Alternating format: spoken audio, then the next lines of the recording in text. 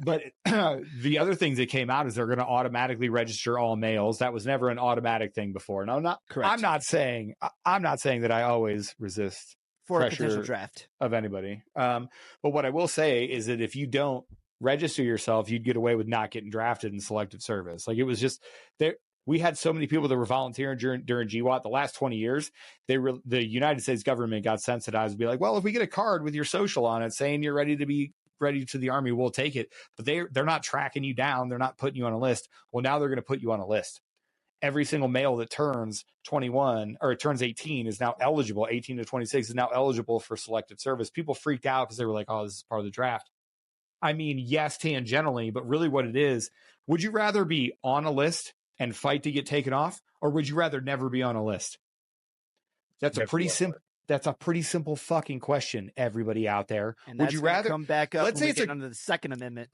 Let's say there's a grocery store, and that grocery store is like, hey, you know what? We're going to put you on our list, and we're going to give you all the coupons, every email that you could want every single day, or you're not going to be on a list at all. I'd be like, don't put me on that fucking list. I don't want. Here's a better one. But this is government. But the grocery store can't put me in jail. It's well, true. I was going to say, but you'll never know about the FRG events if you don't come on the list. But anyway, so that's like the big thing there is that all these things have sort of like reared their ugly head. You know, talking about like that's where you find it in the NDA. Or in the NDAA. But the other thing they snuck in there is that now women are going to do the same thing that the men did at 18 to 26, is that they're eligible and they're directed to go sign up. They're not going to put them on a list right away.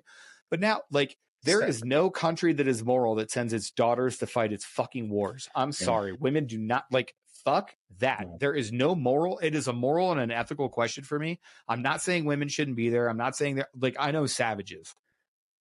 Kim Casey Campbell was an AT-10 pilot that fucking slaughtered humans and almost died doing it, risked her life to do it and should have died doing it, but didn't.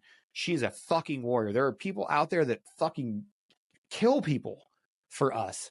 I will never say that women don't belong in certain aspects of the military. What I will say is that no country worth its fucking salt sends its daughters to fight its wars. That's what I'm saying. That is not the move.